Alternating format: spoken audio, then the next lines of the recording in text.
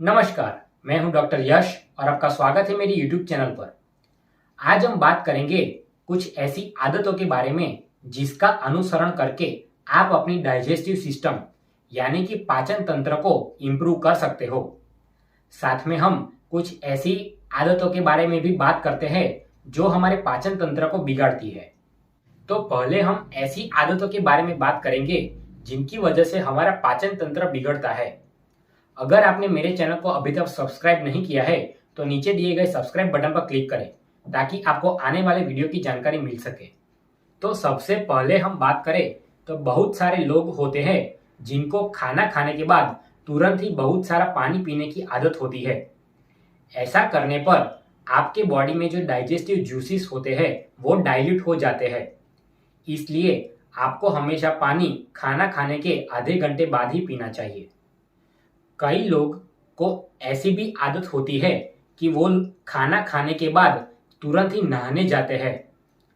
खाना खाने के बाद स्टमक में डाइजेशन के लिए बहुत सारे ब्लड फ्लो की ज़रूरत होती है, लेकिन नहाने से हमारी बॉडी का टेम्परेचर थोड़ा कम हो जाता है। इसकी वजह से ब्लड फ्लो जो हमारा स्टमक में जाना चाहिए उसकी बजाय बॉडी के बाकी के पार्ट्स में जाने के लिए डाइवर्ट हो जाता है।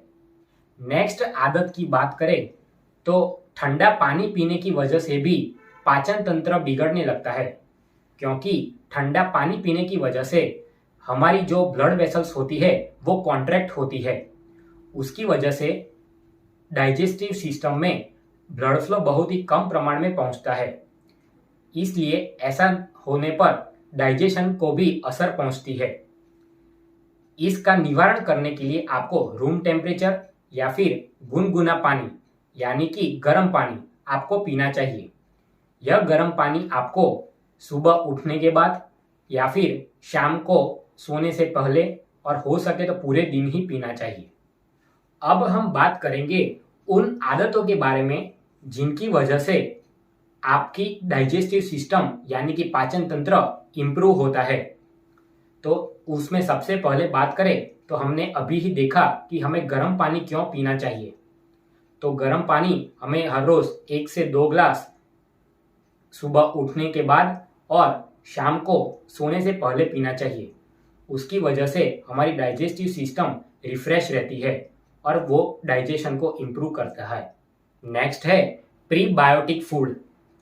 प्रीबायोटिक फूड हमारे इंटेस्टाइन में आए हुए हेल्थी बैक्टीरिया को ग्रो करते हैं। प्रीबायोटिक फूड में केला, आम, बेरी, टमाटर, लहसुन, कीवी तथा पत्ता गोभी का समावेश होता है। प्रीबायोटिक फूड के साथ साथ प्रोबायोटिक फूड भी खाना चाहिए। इन प्रोबायोटिक फूड में छाछ, दही, इडली, डोसा और ढोकला का समावेश होता है। डाइजेशन को इम्प्रूव करने के लिए आप अपना फूड छोटे छोटे अमाउंट में खाइए, लेकिन ज्यादा बार यानी कि फ्रीक्वेंटली खाइए। ऐसा करने से आपको इनडाइजेशन भी नहीं होगा और आपको एसिडिटी भी नहीं होगी। डाइजेशन को इम्प्रूव करने के लिए आप जो सुबह सुबह गर्म पानी पीते हो उसमें आपको 1 चम्मच त्रिफला पाउडर भी डालना चाहिए। उसके साथ साथ उबाला हुआ जीरा पानी, दही के साथ शक्कर तथा हल्दी वाला दूध, ये सब भी आपके डाइजेशन को इम्प्रूव करते हैं। नारियल भी डाइजेशन के लिए बहुत ही अच्छा है। नारियल को नारियल पानी के रूप में, कोकोनट ऑयल के रूप में तथा कच्चे नारियल के रूप में कंज्यूम किया जाता है। उसके साथ साथ एलोवेरा और आंवला का जूस भी बहुत ही लाभदायी है।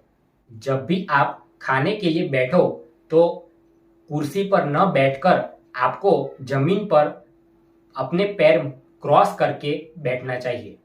जब भी आप खाना खाएं तब आप ऑयली या फिर स्पाइसी फूड ना खाएं, क्योंकि इसकी वजह से आपको इंटॉलरेंस, एलर्जी, एसिडिटी, कॉन्स्टिपेशन और ब्लोटिंग हो सकता है।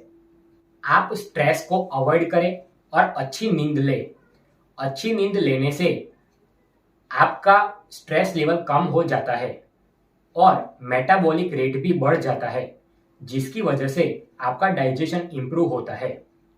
हर 21 दिनों में एक बार तो आपको उपवास करना ही चाहिए। ताकि आपकी मेटाबॉलिज्म बहुत ही अच्छी तरीके से काम कर सके। खाने के बाद अगर आपको बैठे रहने की या फिर सोने की आदत है तो उसको अवॉइड करें। उसके साथ साथ तंबाकू, शराब यानी कि अल्कोहल, ड्रग्स, स्मोकिंग जैसी आदतें भी आपको अवॉइड करनी चाहिए। रात को इसबगोल को दूध के साथ लेने से वो भी आपको डाइजेशन में बहुत ही लाभदायी बनता है। अब हम डाइजेशन को इम्प्रूव करने का और भूख बढ़ाने के एक और तरीके के बारे में बात करते हैं। तो उसके लिए सबसे पहले आप 5 ग्राम कसा हुआ अदरक लीजिए। अभी उसके अंदर थोड़ा सा नींबू का रस डालिए। अभी उसके ऊपर 1 चुटकी जितना काला नमक डालिए। इस मिश्रण को आप अपने खाने के आधे घंटे पहले ग्रहण कीजिए। इसकी वजह से आपको भूख भी बहुत ही ज़्यादा लगेगी और आपका डाइजेशन भी इम्प्रूव होगा। अगर आपको अपने पेट को साफ करना हो तो ब्रेकफास्ट से पहले हल्दी और नीम के पत्तों को क्रश कीजिए और अभी इस मिक्सचर में से 1 चम्मच खाइए। यह आपको हफ्ते में 1 बार करना है। अगर आपको हेल्दी रहना है और अपनी बॉडी को डिटॉक्स करना है तो आपको हर हफ्ते में 1 बार फ्रूट का डाइट करना चाहिए। और एक आदत की बात करूं तो अगर आपका काम ऐसा है जिसमें आपको बैठे ही रहना है तो फिर आपको हर घंटे 1 से 2 मिनट अपनी बॉडी को स्ट्रेच करना चाहिए। उसकी वजह से आपकी बॉडी रिलैक्स हो जाएगी और आपका डाइजेस्टिव सिस्टम भी एक्टिव रहेगा। आपको हर रोज वॉकिंग करना चाहिए और एक्सरसाइज करनी चाहिए। योगा और मेडिटेशन भी बहुत ही लाभदायी है। अगर योगा में आसनों की बात करूं तो इन आसनों को करने से आपके पाचन तंत्र को फायदा होगा। वज्रासन एक अकेला ऐसा आसन है जिसको खाने के बाद भी किया जा सकता है। बाकी के सभी आसन आपको खाली पेट करने होते हैं। इन आसनों में पवन मुक्तासन, त्रिकोणासन, उत्कटासन, नौकासन और सर्वांगासन का समावेश होता है। खाने से पहले मकरासन करने से स्टमक में एसिड कंटेंट न्यूट्रलाइज हो जाता है। भस्त्रिका प्राणायाम रेगुलरली करने से हमारी डाइजेस्टिव पावर बहुत ही बढ़िया रहती है। और अभी आपको एनर्जी चाहिए पूरे दिन तो उसके लिए आप 1 बॉटल पानी लीजिए और उसमें नींबू को निचोड़ दीजिए। उसके बाद उस नींबू को उस पानी में डाल दीजिए और अभी उस पानी का आप पूरे दिन में थोड़ा थोड़ा कंजप्शन करके आप अपनी एनर्जी से भरपूर रह सकते हो। यह थी जानकारी डाइजेस्टिव सिस्टम यानी कि पाचन तंत्र को कैसे इंप्रूव कर सकते हैं उसके बारे में। मैंने आपको इतने सारे तरीके बताए तो उनमें से आपको जो भी तरीका अच्छा लगता हो और आपकी बॉडी उस पर बहुत ही अच्छी तरीके से वर्क करती हो वो आपको आजमाना चाहिए। ऐसा नहीं करना चाहिए कि पूरे के पूरे सभी तरीके आपको आजमा लेने चाहिए। तो यह थी जानकारी डाइजेस्टिव सिस्टम के बारे में। इस वीडियो को लाइक करें और शेयर करके अधिकतम से अधिकतम लोगों तक पहुंचाएं ताकि उनको भी इस इंफॉर्मेशन का लाभ मिल सके। Thank you.